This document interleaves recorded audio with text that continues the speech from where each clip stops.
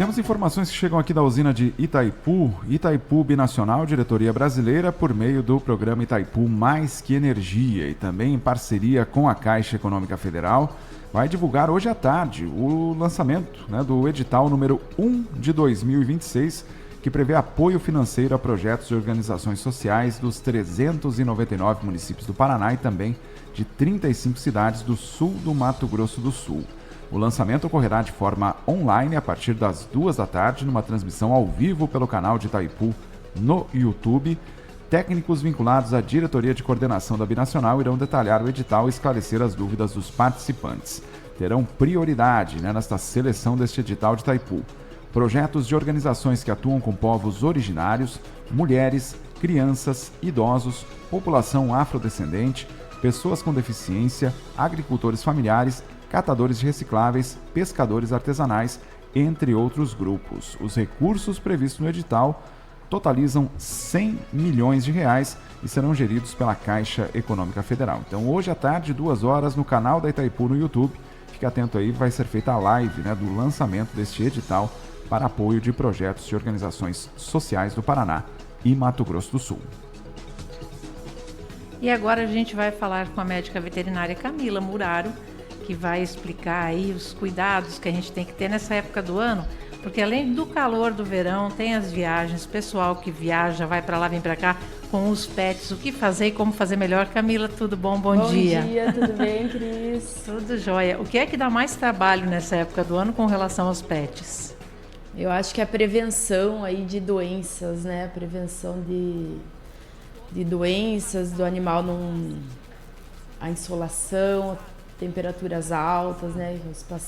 Os animais passeiam bastante, né? Então acho que é o principal aí que a gente tem que cuidar nessa época.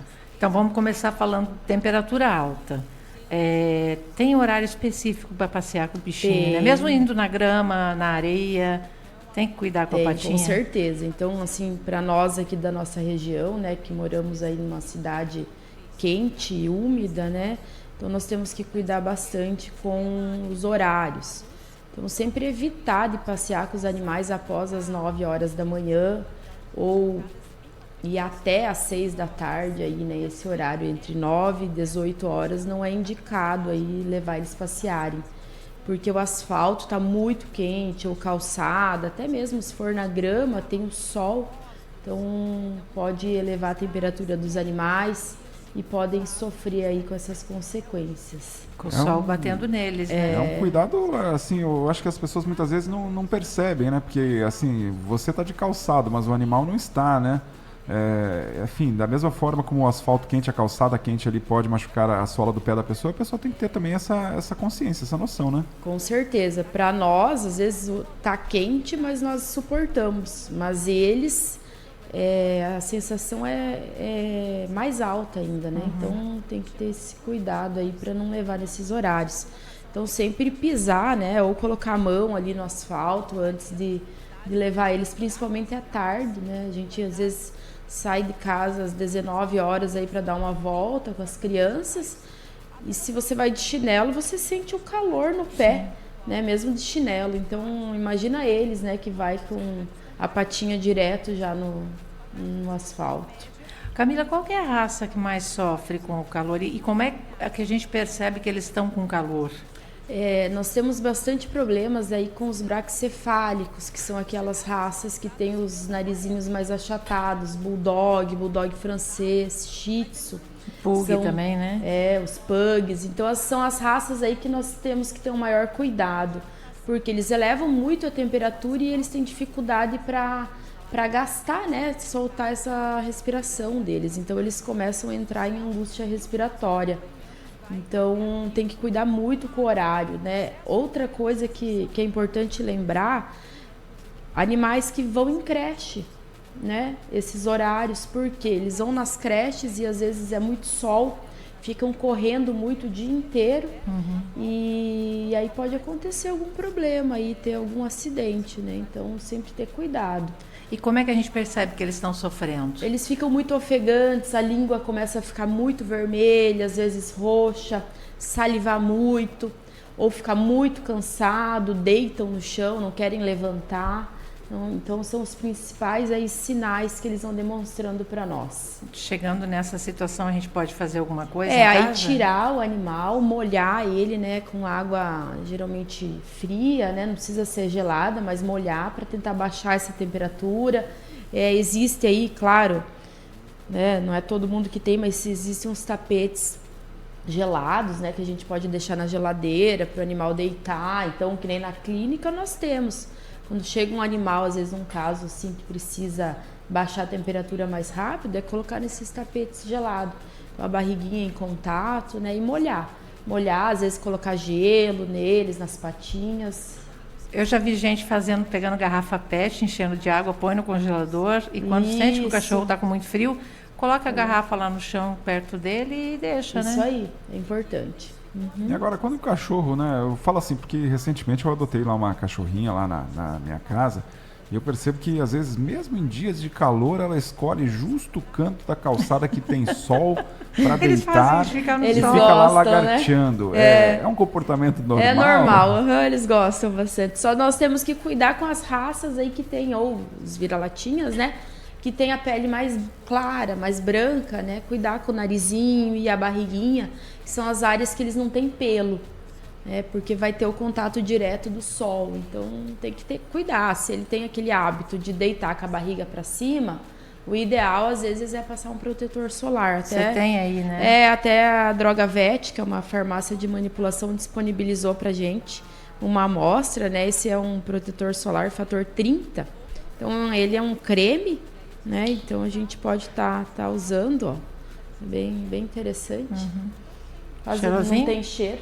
Não. E eles também vem de fora, daí vem de Curitiba, um que é em forma de balme, um bastãozinho, sabe? Que daí você pode passar na região do narizinho ali, que não fica tão úmido. Mas se o cachorro é alérgico, não dá problema nenhum? Assim, sempre é válido fazer o teste, né? Aplica, ver como que vai. Gostoso, 2 dias, aqui. né? E aquele outro lá é para passar na patinha. Esse daqui é um hidratante de patinhas, ó. Que ele vai fazer um biofilme no coxim dos animais, para eles poderem andar. Ó, ele já é mais grosso, ó, né? Mas ele não é para passar e ir para rua também com ele assim. Na verdade ele é um hidratante para patinha que você pode fazer. O animal pode passear logo após aplicar, que ele vai criar uma barreira na patinha para proteger mais. Esse aqui é cheirosinho. Esse é mais cheiroso, né? Ô Cami, e para quem vai viajar, por exemplo, vai de carro, o que é importante eu ter para o meu pet ficar confortável e seguro? O que é importante eu fazer no trajeto? Parar várias vezes o carro, igual uma criança, né, que tem a necessidade de estar parando a cada 1-2 horas, então os animais também. Estar parando com eles para eles fazerem as necessidades, tomar água, sempre um volume bem menor do que eles têm o costume de tomar, tá? Para não... Quanto mais água ou mais alimento o animal ingere na viagem, tem maior chance de estar vomitando. Então, o mínimo possível, né? Toma uma lambidinha, 2 de água ali, ou um sachêzinho que já tem água, para daí seguir a viagem, mas sempre cuidar. E não deixar o ar-condicionado direto, né, no rosto do animal, porque acaba secando os olhos, né, igual nós aí. Então tem que ter esses cuidados. E o cinto de segurança no carro, né? Ou a caixinha de transporte ou o cinto. Eu prefiro o cinto, eu acho que o cachorro fica mais à vontade. Eu também gosto. Outra coisa que não dá para fazer é deixar a janela com aquele palmo de mão aberta para ele pôr o focinho para fora, daí né? também o vento, né, vai secando os olhos. E eles adoram fazer isso, eles gostam, né? Para quem vai de ônibus ou de avião, que Tem documentação... que ter atestado de viagem, né? Viagens nacionais, tem que ter o atestado de viagem, que daí inclui a vacina de raiva e os antiparasitários, o externo, que é para pulga e carrapato, e o interno, que é para os vermes intestinais. Então, para quem vai viajar com transporte coletivo, tem que passar no veterinário antes e pedir esse atestado. Sim, eu também indico, quando vai de um estado para o outro, mesmo que seja de carro, também ter o atestado, tá? Porque às vezes para a polícia da fronteira de estados aí pode incomodar. Então eu indico também, mesmo que for de carro, ter o atestado. E viagem internacional? Aí, na viagem internacional, nós fazemos o CVI, CVI é um atestado que nós fazemos no site do governo, né? Tem que ser, agora eles bloquearam, tem que ser um veterinário credenciado para fazer, tá? Então, sempre eles têm um prazo, né, para analisar os exames que a gente vai colocar. Tem animais, depende do país, exige sorologia de raiva, então tem que se organizar no mínimo 4 meses antes da viagem com os exames, né, se o país exige. E se não exige, ter a vacina de raiva, dependendo do país, exige o antiparasitário e o microchip. Nós temos aqui a aduana, né? Tanto Argentina e Paraguai. E eu recebo muitas pessoas que vêm de fora que querem entrar na Argentina, chegam lá, são barradas, porque eles precisam ter o CVI para entrar no país. E aí eles procuram nós. Então, esse documento, o Ministério da Agricultura, ele tem um prazo mínimo de 72 horas para avaliar os documentos. Então, não adianta não é no dia. Você chegar lá e querer fazer o documento na hora. Não, porque eu tenho que mandar os documentos, eles vão analisar, depois eles vão mandar o CVI. Esse CVI nós temos que ir até lá na Vigiagro, que é lá da BR, né, para poder chancelar. Então, não é um documento que a gente tem em mãos assim rápido, por isso que é bom se organizar. É questão de planejamento, né? Vai viajar para o exterior, começa já meio ano antes, correr atrás da documentação das vacinas. Eu já vi caso, Guilherme, de gente que chegou na aduana, um cachorrinho pet, não pôde entrar porque estava faltando esse documento. Sorte que essa pessoa tinha tem uma amiga aqui em Foz, e chamou a amiga e falou, fica com o meu cachorrinho aí que eu vou ficar 20 dias na Argentina, não vou poder levar. O documento ele dura 60 dias, então dá para você entrar e voltar, né? Na minha prática, na experiência, Argentina e Paraguai, eles ainda estão liberando meio que em 24 horas. Tem vezes que em 2, 3 horas eles liberam. Mas também já aconteceu vezes de dar 72 horas e não ter o documento. Não dá pra contar com a sorte também, agora nas férias está demorando mais. É por causa do movimento também, muita demanda, né? Para quem não vai para Argentina e Paraguai, mas vai, por exemplo, para a praia ou para o morro. Para o litoral, né? Para o litoral nós ou para o morro. temos... tem que ter bastante cuidado no litoral, principalmente Santa Catarina, Rio de Janeiro, né? Que é mais comum as pessoas irem, porque existe um verme, que é a dirofilariose, é o verme do coração. E ele é transmitido na areia, esse verme fica na areia e os animais se contaminam. Então, assim, tenho colegas, né, veterinários, e que a casuística lá é muito grande. É como a leishmaniose aqui em Foz. Nossa. A dirofilariose é assim nessas regiões. E aí é um verme que ele acaba indo para a circulação sanguínea e vai parar no coração. E aí o animal, depois de um tempo, começa a ter sintomas de tosse.